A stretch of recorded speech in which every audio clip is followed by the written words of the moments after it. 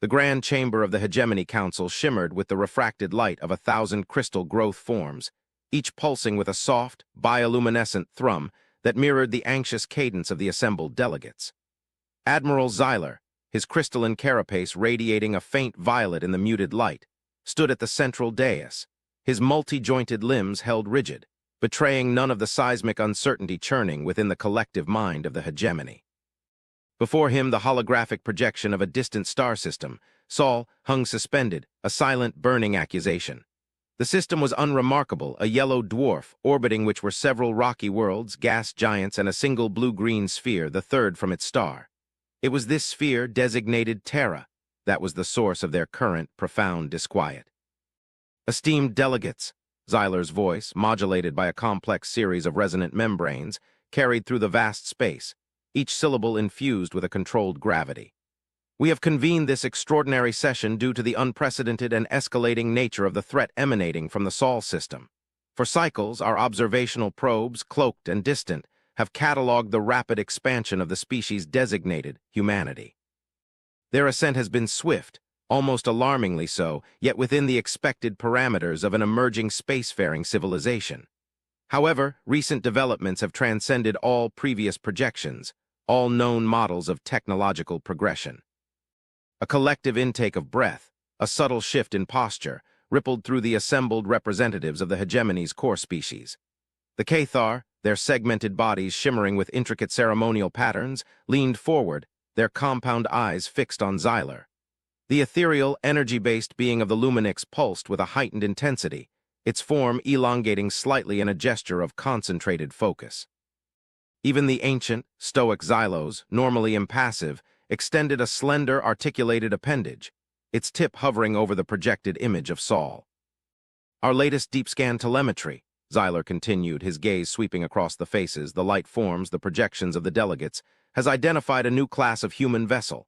Its energy signatures, its structural integrity, its projected defensive capabilities, they defy conventional understanding. Our analysts, working tirelessly, have termed it, for lack of a more precise designation, a warship. But this term, I fear, is inadequate. It is a class of vessel that appears to violate every known treaty, every established protocol for interstellar engagement, every legal precedent regarding the balance of power within the galactic arm. He paused, allowing the implications of his statement to settle, to resonate within the collective consciousness of the hegemony. Its power, delegates, appears to be too great to be legal. A low murmur, a chorus of clicks and whistles and soft chimes, rose from the floor. Councillor Veller of the Cathar, a venerable figure whose tenure on the council spanned more cycles than most living beings could recall, extended a questioning tendril. Admiral Xyler, are you suggesting deliberate noncompliance?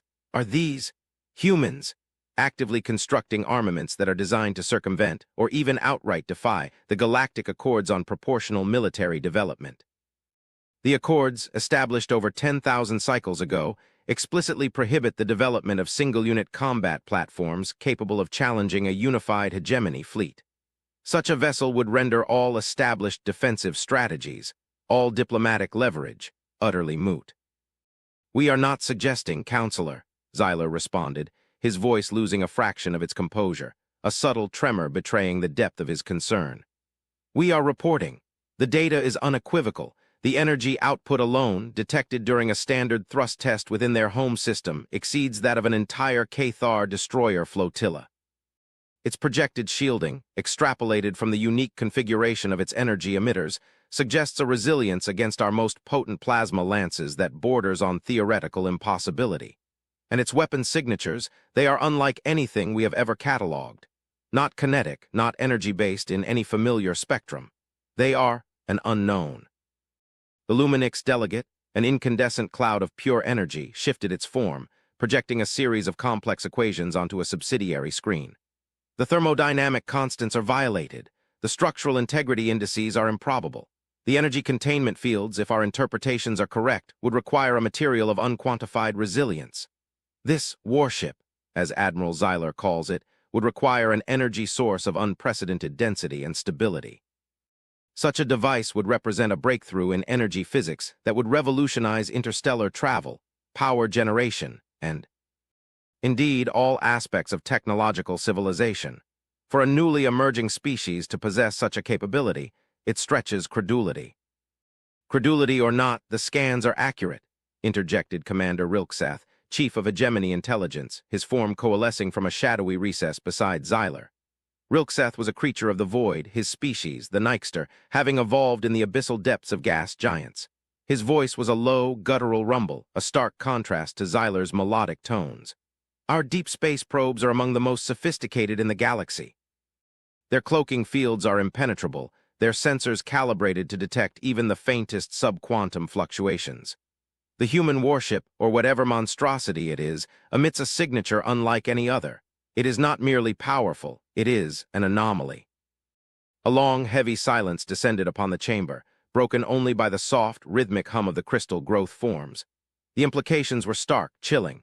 A species barely 2 centuries removed from planet-bound existence, now manifesting technology that surpassed even the most advanced, ancient civilizations of the hegemony. It defied every known principle of galactic development, every slow, painstaking progression of scientific understanding. It was a leap, not a step. "Have we attempted communication?" asked a delegate from the crystalline Xyler, their facets glinting with a nervous energy. "Perhaps there is a misunderstanding, a misinterpretation of our accords, or perhaps this is a research vessel, its true purpose misconstrued by our sensors." "We have attempted communication," Xyler confirmed, his tone tinged with a weariness that went beyond physical fatigue. "Multiple times, using every known diplomatic frequency, every established universal translator protocol. Our signals have been received, acknowledged, yet no substantive response has been forthcoming. Only a series of mathematical sequences, highly complex, that appear to be an invitation to a specific set of coordinates, deep within their system. An invitation or a challenge. The Xylo's delegate, its ancient form seemingly shrinking under the weight of this information, finally spoke, its voice a dry, rustling whisper as if ancient leaves were stirring. An invitation to their home, a potentially grave risk. We know little of their psychology, their social structures. Their rapid technological progress suggests a species driven, perhaps aggressively so. To enter their system, to expose our diplomatic delegation to such an unknown, potentially hostile entity, especially one possessing such devastating power. It is an act of extreme vulnerability. And to not respond, Counselor Veller countered, his tendrils retracting, a sign of deep contemplation. To ignore such a blatant if silent display of power, that too carries a profound risk. It signals weakness or fear, and a species capable of constructing such a vessel may interpret such a signal as an invitation to aggression. We are caught, it seems, between 2 equally perilous courses. "Precisely," Rilkseth rumbled. "My intelligence operatives indicate a cultural predisposition towards both curiosity and self-preservation. Their historical records, crude as they are, speak of both devastating internal conflicts and periods of remarkable cooperation and discovery. They are a species of stark contrasts, unpredictable in their motivations, yet undeniably potent in their capabilities." The debate raged for what seemed like an eternity within the shimmering chamber. Philosophical arguments about first contact protocols clashed with strategic analyses of military parity. The very foundation of the hegemony's long-established order felt threatened. The Galactic Accords, the bedrock of interstellar peace for millennia, suddenly felt fragile, susceptible to the whims of a single emerging species. "The question remains, then," Xyler finally interjected, his voice cutting through the rising clamor. "What is to be done? Do we send a delegation, risking the safety of our representatives and revealing our own vulnerabilities? Or do we impose a quarantine, a blockade, escalating the situation and potentially provoking a conflict with a species we clearly do not understand, and whose capabilities we may be grossly underestimating?" The consensus slowly, painfully formed. Fear of the unknown, though palpable, was outweighed by the deeper, more profound fear of being perceived as weak, as incapable of managing a new galactic power. The hegemony had always prided itself on its measured diplomacy, its ability to integrate new species into the grand tapestry of galactic civilization. To back down now, to hide, would be a betrayal of their very identity. "A delegation it is," Counselor Veller declared, his voice firm, echoing the reluctant agreement of the Council. "A single diplomatic vessel cloaked in all the protections our engineers can devise, and a human specialist, one who has studied their crude historical archives, their nascent linguistic patterns, their planetary ecosystems. someone who might bridge the chasm of the unknown. As the holographic projection of Sol faded, replaced by the intricate star charts of the hegemony, a profound sense of apprehension settled over the chamber. The stars, once symbols of boundless exploration and shared destiny, now held a new, unsettling implication. They held humanity and its impossibly powerful warship. Ambassador Walter's vessel, the Starlight Weaver, was a marvel of hegemony engineering. Its outer hull shimmered with an active camouflage, allowing it to blend seamlessly with the void, mirroring distant star fields and nebulae. Its inner sanctum, however, was a haven of serene contemplation, designed to alleviate the stress of deep space diplomacy. Walter, a Cathar of renowned diplomatic acumen, stood before the main viewport, watching the distant, alien light of Sol expand into a burning disk. Beside him, Lieutenant Commander Alara Vance, the human specialist, a recent, unprecedented addition to the hegemony's diplomatic corps, observed the same sight with a quiet intensity. Alara was a paradox. Her species, the humans, were the very subject of this perilous mission, yet she served the hegemony with an unwavering dedication that had surprised many. Her features were remarkably symmetrical, her skin a smooth olive, her eyes a startling shade of green that seemed to absorb and reflect the starlight. She wore the standard, understated gray uniform of a hegemony analyst, but her posture, her subtle movements, held a grace that was distinctly human. "Their home system," Walter rumbled, his multiple eyes scanning the distant star. "Such a vibrant, almost aggressive yellow, unlike the gentle, cool blue of our own primary." "Sol is a G-to-V star ambassador," Alara replied, her voice calm, devoid of the nervous tremors that often afflicted even seasoned diplomats approaching unknown species. "A main-sequence dwarf, approximately 4.6 billion years old. It's unremarkable in many astrophysical aspects, yet it birthed a species that has found ways to be remarkable." Her gaze remained fixed on the blue-green sphere of Terra, a world she had never known, yet one that pulsed with the distant echoes of her genetic heritage. "Indeed," Walter mused, shifting his weight, the gentle clack of his segmented limbs against the deck plating barely audible. "Our deep space probes indicate an unusual level of atmospheric modification on their third planet, Terra, a deliberate effort to stabilize climate, to mitigate the consequences of their industrial expansion. It suggests a surprising foresight, a long-term strategic perspective that clashes somewhat with their historical records of rapid, often destructive, development." "Humans are creatures of extremes, Ambassador," Alara said, her voice soft, almost reflective. "We are capable of immense destruction, but also of profound creation. We learn, often painfully, from our mistakes. The climate stabilization efforts on Terra were a direct result of historical missteps, a collective awakening to the fragility of our home world. It was a monumental undertaking, requiring unprecedented global cooperation, and it stands as a testament to our capacity for unity when faced with existential threats." The Starlight Weaver decelerated, its cloaking fields momentarily flickering as it navigated the intricate gravitational fields of the Sol system. Ahead, exactly at the coordinates transmitted by humanity, hung a structure that defied description. It was not a conventional space station, nor a simple orbital platform. It was a vast, intricate lattice of crystalline pathways, interwoven with what appeared to be organic growth forms, all shimmering with a soft, internal luminescence. It pulsed, a silent, breathtaking marvel of engineering and biology, suspended in the void like a living jewel. "By the great weavers," Walter whispered, his voice laced with awe. This is not merely a diplomatic outpost, it is a work of art, a living architecture." "The humans call it the Nexus Spire," Alara supplied, a faint, almost imperceptible tremor passing through her. "It is their primary diplomatic hub, their gateway to the stars. It was constructed after the Great Atmospheric Reclamation, a symbol of their renewed commitment to sustainable growth and interspecies understanding." As the Starlight Weaver approached, a single elegant vessel detached from the Nexus Spire. It was sleek, impossibly streamlined, its hull a seamless expanse of polished obsidian, reflecting the distant starlight with a profound depth. This was not the warship described by Admiral Zeiler, but it bore an undeniable elegance, a subtle hint of advanced engineering. It emitted no hostile energy signatures, only a gentle, rhythmic hum that resonated with a sense of calm power. "They are sending a welcoming committee," Alara observed, our eyes narrowing as she studied the approaching vessel. "A diplomatic escort, perhaps. Or a scout assessing our defenses," Walter countered, a hint of his species' ingrained caution returning. "We must remain vigilant, Lieutenant Commander. Remember the warning from Admiral Zeiler. The unknown can be a beautiful facade for immense hidden power." The human vessel drew alongside the Starlight Weaver, its movements precise, almost impossibly graceful. Then, a voice, deep and resonant, yet calm and measured, filled the diplomatic channel. It spoke in perfect galactic standard, without the slightest hint of digital distortion.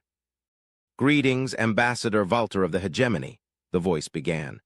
"This is Captain Anya Sharma of the United Earth Diplomatic Service vessel Starfall. We welcome you to the Sol system. We have anticipated your arrival and are prepared to guide you to the Nexus Spire. We understand your concerns regarding our technological advancements. Rest assured, our intentions are entirely peaceful." Walter's primary eyes widened in surprise. The sheer fluency, the unaccented galactic standard, was unexpected. It spoke of a dedication to linguistic integration that surpassed any other newly encountered species. And the direct acknowledgement of their concerns regarding human technology, it was a bold, almost audacious, display of transparent diplomacy. "Captain Sharma," Walter responded, recovering his composure, his voice projecting calm authority. "We thank you for your welcome. We appreciate your candor. We are prepared to proceed. Our mission, as you undoubtedly know, is one of understanding and mutual integration into the greater galactic community." "Indeed, Ambassador," Captain Sharma's voice replied, a subtle warmth now infusing her tone. "And we are eager to facilitate that understanding. Please follow the Starfall. We will guide you to our primary docking bay on the Nexus Spire. There our diplomatic delegation awaits." As the Starlight Weaver followed the human vessel towards the shimmering Nexus Spire, Ilara Vance turned to Walter. "Ambassador, their directness, it is a hallmark of human diplomacy. We prefer to address concerns head-on to avoid misinterpretations. It can sometimes be perceived as aggression, but it is often simply a desire for clarity." "A fascinating cultural nuance," Walter conceded, his initial apprehension slowly giving way to a burgeoning sense of intrigue. The humans were not what the hegemony had anticipated. They were not brutes, not aggressors driven solely by power. They were something else entirely, something more complex, more nuanced. The docking sequence was seamless, controlled by the Nexus Spire's automated systems with an effortless grace that spoke volumes about its technological sophistication. As the Starlight Weaver settled into its berth, the docking clamps retracting with a soft hiss, a ramp extended from its underbelly. Below, waiting at the base of the ramp, stood a small delegation of humans. At their head stood Captain Sharma, her presence radiating a quiet authority. She was taller than Ilara, her dark hair pulled back severely, her features etched with a remarkable sense of calm and intelligence. Beside her, a figure whose presence immediately commanded attention. A male human, older, his face lined with experience, his eyes holding a depth that seemed to encompass centuries. This, Ilara knew, was Dr. Aris Thorne, head of the Human Diplomatic Corps and a revered figure in human interspecies relations. "Ambassador Walter," Captain Sharma greeted, offering a subtle, respectful bow. "Welcome to the Nexus Spire. I am Captain Anya Sharma, and this is Dr. Aris Thorne." Walter, accustomed to the intricate rituals of hegemony diplomacy, executed the Cathar bowing sequence, a series of precise movements of his segmented limbs.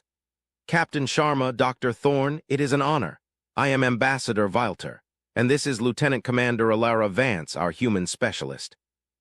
Thorne's eyes, a piercing blue, settled on Ilara for a long moment, a flicker of something akin to recognition passing between them, a silent acknowledgement of shared heritage, even across vast interstellar distances.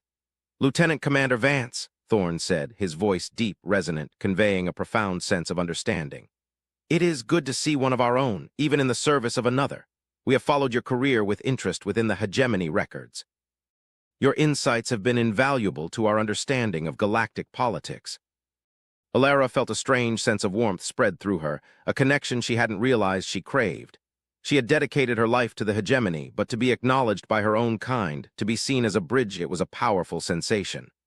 "Dr. Thorne," she replied, her voice steady, "it is an honor to finally meet you. I hope my knowledge can be of assistance in fostering understanding." "It already has, Lieutenant Commander," Thorne said, a faint, almost imperceptible smile touching his lips. Your analysis of our mathematical sequences, which we transmitted as an initial greeting, was remarkably astute. Few in the hegemony understood its underlying purpose as a gesture of peace and an invitation for intellectual exchange, rather than a challenge. Walter's primary eyes swiveled between Thorn and Alara. So the humans had been aware of Alara Vance's role, even before their arrival.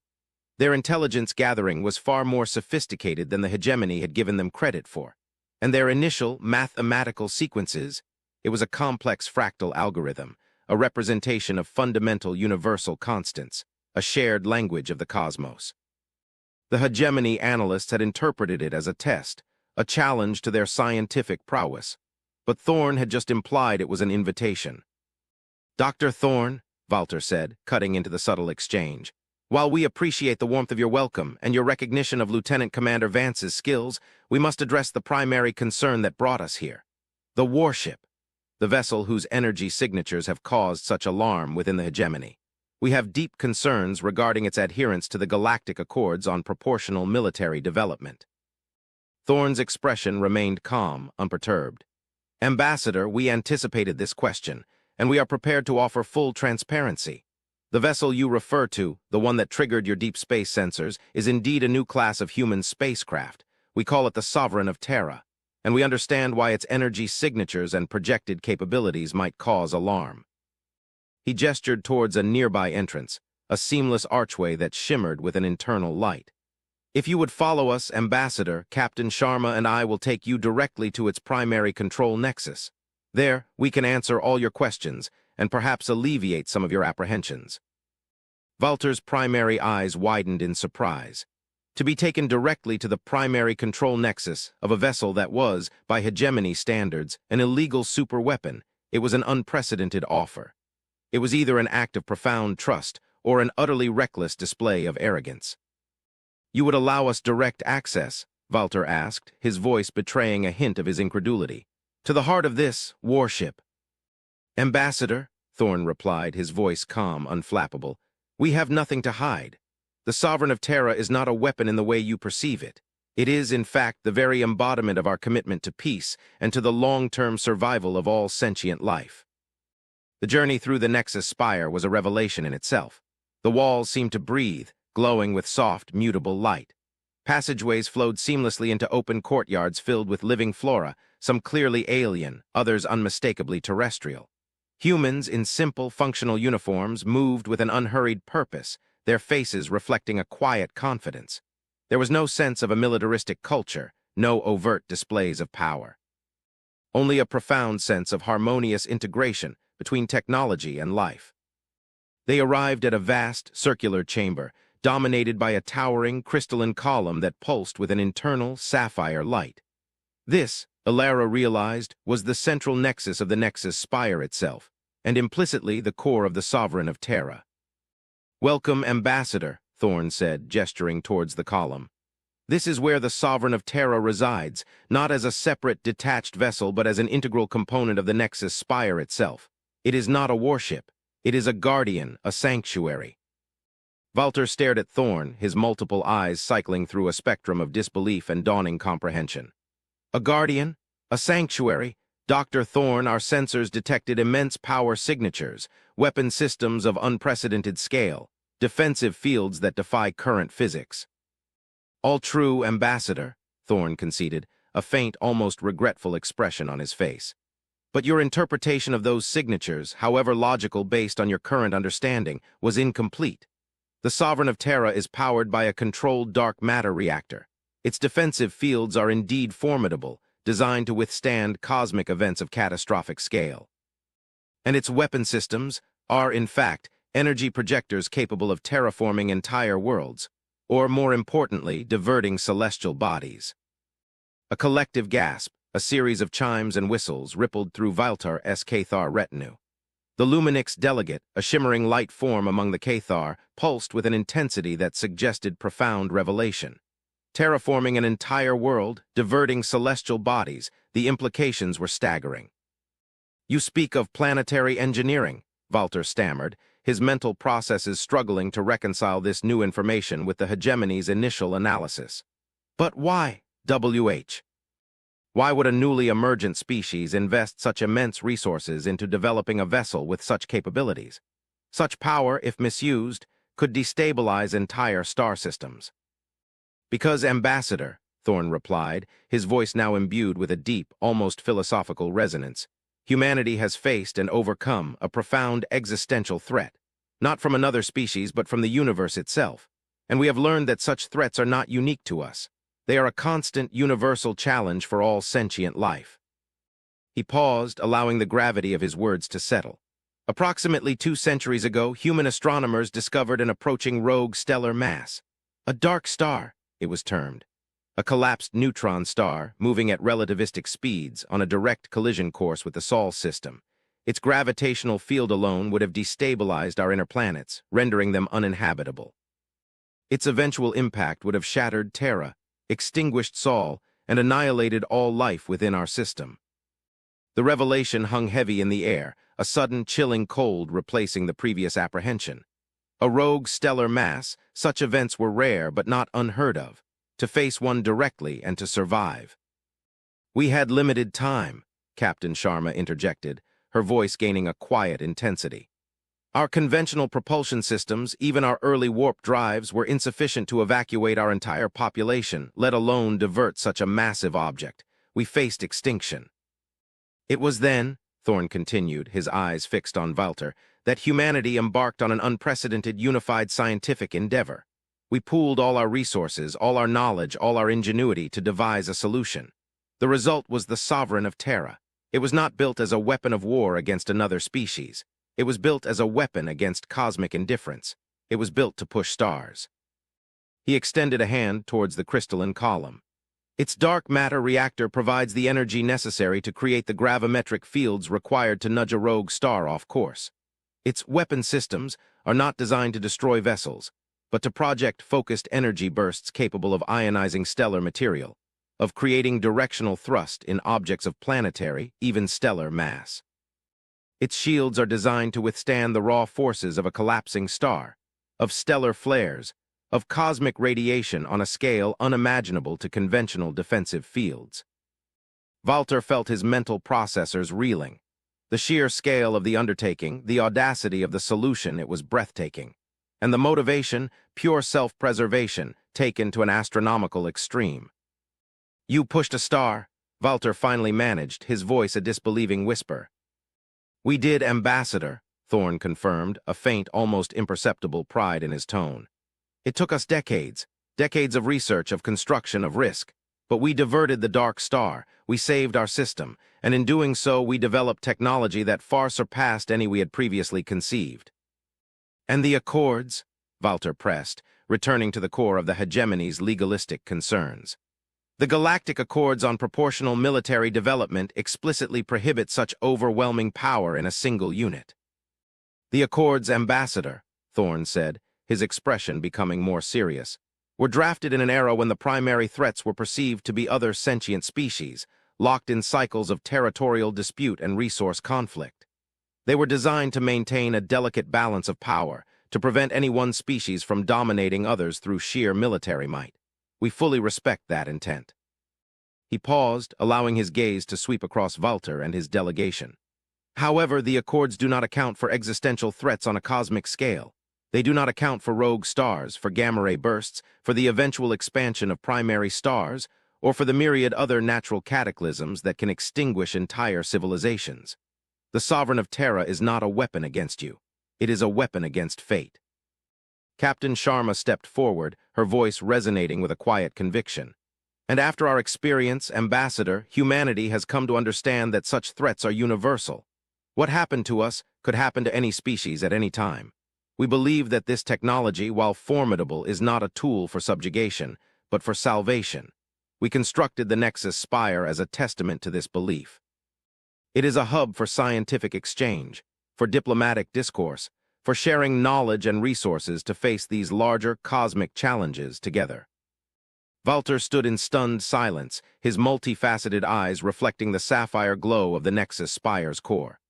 The hegemony's entire framework of understanding, its centuries of diplomatic precedent, its military doctrines, all of it was suddenly rendered insufficient. They had been operating under the assumption of species conflict, when humanity had been battling a far grander, far more profound enemy. Alara Vance stepped forward, her green eyes shining with an almost fierce pride. Ambassador, humanity's history is indeed filled with conflict, but it is also a history of relentless innovation, of incredible resilience in the face of impossible odds. We are a species that learns from adversity, that adapts, that strives not merely to survive, but to thrive. The Sovereign of Terra is not a symbol of aggression. It is a symbol of our unwavering will to live, and our growing desire to protect life itself, wherever it may be found. Thorn then projected a series of intricate star charts onto the central column. These were not the standard hegemony charts, but far more detailed, filled with complex trajectories and astronomical notations. Our long-range observatories, refined during the Dark Star Crisis, have identified other potential cosmic threats within this arm of the galaxy. Distant, for now, but inevitable. Unstable stellar nurseries, nascent black holes, gravitational anomalies that could unravel entire systems. We offer the hegemony not a challenge, but a partnership. We offer the capabilities of the Sovereign of Terra, not for conflict, but for collaboration in safeguarding all our futures. The chamber was silent for a long moment, the only sound the soft hum of the crystalline core. Walter slowly, deliberately turned to his delegation. He saw not fear but wonder, not suspicion but a dawning realization of a shared future, a shared struggle against forces far greater than any species could face alone. The ancient Xylos delegate pulsed with a faint, hopeful light. Counselor Veller of the Cathar nodded slowly, his tendrils extended in a gesture of acceptance. The Luminix delegate elongated, its energy forms swirling with newly acquired knowledge. "Dr. Thorn," Walter finally said, his voice imbued with a newfound respect, "your candor, your transparency, your very existence has redefined our understanding of interstellar relations. The hegemony was prepared for a confrontation. Instead, we have found a shared purpose, an ally against the true darkness of the cosmos." He turned to Alara Vance, his multifaceted eyes reflecting a profound gratitude. "Lieutenant Commander Vance, your insights, your dedication, have prepared us for this moment in ways we could not have fully appreciated. You have served the hegemony, and indeed, all sentient life, with distinction." Alara offered a small, respectful bow, a quiet pride swelling within her. She was not merely a bridge between two civilizations. She was a testament to the potential for unity, for understanding that transcended even the most profound initial misinterpretations. The formal diplomatic negotiations that followed were unlike any in hegemony history. Instead of intricate haggling over resources or strategic advantages, there was a profound exchange of scientific data, of philosophical perspectives, of shared anxieties about the vast, often hostile, universe. The humans, once seen as an unpredictable, potentially aggressive threat, were now revealed as a species driven by a primal will to survive, tempered by a powerful ethical framework, and armed with technology born of necessity and ingenuity. Dr. Thorne and Captain Sharma led the hegemony delegation on extensive tour of the Sovereign of Terra, demonstrating its true capabilities. They witnessed simulations of planetary terraforming, of asteroid redirection, of the controlled manipulation of gravitational fields. The weapon systems that had so alarmed the hegemony were revealed as tools of creation and preservation, capable of shaping worlds and safeguarding systems. The energy output, once feared as a sign of offensive power, was now understood as the immense force required to counter cosmic cataclysms. The Sovereign of Terra was, in essence, a cosmic life raft, a stellar architect, a planet mover. It was a vessel designed not to destroy, but to defend, to nurture, to preserve. Its power was not merely too great to be legal, it was too great to be comprehended within the narrow confines of pre-existing legal frameworks that only envisioned conflict between species. As the weeks turned into months, a new understanding blossomed between humanity and the hegemony. The Galactic Accords, once seen as immutable, were now undergoing a comprehensive reevaluation to incorporate the concept of cosmic defense, of shared responsibility against universal threats. Humanity, far from being an outsider, was rapidly becoming an indispensable partner, their unique experiences and capabilities reshaping the very foundation of galactic diplomacy. One evening, as Sol began its slow descent below the artificial horizon of the Nexus spire, casting long, golden shadows across the crystalline pathways, Alara stood with Dr. Thorne and Ambassador Valter, observing the vast expanse of space. The hegemony diplomatic fleet had arrived in full, a testament to the new alliance. Their ships docked peacefully alongside human vessels. "It is truly remarkable, Dr. Thorne," Valter mused, his voice filled with a quiet wonder. "To think that our initial fear was so profound, that we misinterpreted your greatest achievement, your testament to survival, as a threat to our existence." "Fear is a powerful motivator, Ambassador," Thorne replied, his gaze fixed on the distant stars. "And a powerful misdirector. It often blinds us to the true nature of reality, to the underlying motivations of others. Humanity has learned this lesson many times, often at great cost." "But you overcame it," Alara added, her voice soft. "You unified, you innovated, you faced the impossible, and you triumphed. That is the true power of humanity, Ambassador. Not the destructive force of our weapons, but the indomitable spirit of our will to live and to protect that which is precious." Valter turned to Alara, his multiple eyes conveying a deep, profound respect. "Indeed, Lieutenant Commander, and in doing so you have inadvertently taught the hegemony a vital lesson, that the universe is far vaster and its challenges far greater than any interspecies conflict. That true power lies not in dominance, but in unity against the cosmic indifference." As the last rays of Sol dipped below the horizon, painting the void in hues of deep violet and shimmering gold, a subtle, almost imperceptible tremor rippled through the Nexus spire. It was not a structural failure, but something far more profound. A faint, rhythmic pulse, resonating from deep within the core of the Sovereign of Terra, pulsed through the very foundations of the station. "What is that?" Valter asked, his tendrils stiffening, a primal alarm coursing through his segmented body. Thorne and Alara exchanged a quick, knowing glance. Thorne's expression was one of profound anticipation, tempered with a quiet awe. "That Ambassador," Thorne said, his voice barely a whisper yet filled with an immense gravity, "is the reason the Sovereign of Terra has always maintained its deep space monitoring protocols, even after the Dark Star was diverted. It is a resonance, a harmonic signature. We have been tracking it for decades, a faint whisper from beyond our galaxy." Captain Sharma's voice, calm and professional, then echoed through the Nexus Spire's comms system, her words broadcast to all docked vessels to every corner of the station. "Attention all personnel. Attention all hegemony delegates. Long-range sensors have confirmed the signature. The ancient signal has shifted. It is no longer merely a passive broadcast. It is now exhibiting a coherent directional vector. It is approaching." A profound silence descended upon the observation deck, a silence far deeper than any diplomatic apprehension. The hegemony delegates, having just grasped the true purpose and power of the human warship, now faced an even grander, more incomprehensible mystery. "The signal," Valter stammered, his mind struggling to process this new, unprecedented development. "An ancient signal from beyond the galaxy. What does it portend?" Thorne's gaze remained fixed on the distant void, his eyes reflecting the nascent starlight. "We do not know, Ambassador, not yet, but humanity has a theory born from our experience with cosmic threats, from our understanding of universal patterns. We believe this signal is a legacy, a message from an ancient, perhaps long-vanished, precursor civilization, a warning, perhaps, or more optimistically, an invitation to a shared destiny. A new frontier of understanding, beyond the known stars." The rhythmic pulse from the Sovereign of Terra intensified, resonating deep within the bones of every living being on the Nexus spire.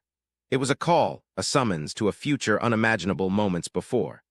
The human warship built to push stars now seemed poised to lead them towards something far grander, far more profound than any terrestrial conflict. It was not merely a vessel of defense, it was a key. A key to unlocking the secrets of the cosmos, to confronting the ultimate unknowns of existence. The universe, it seemed, was far larger and far more complex than any of them had ever dared to imagine. And humanity, with its impossible warship, was ready to explore it, not alone, but with a galaxy of newfound allies, facing the infinite expanse together. The fear was gone, replaced by a thrilling, terrifying sense of infinite possibility. The universe was calling. And humanity, armed with its miraculous technology and its indomitable spirit, was ready to answer.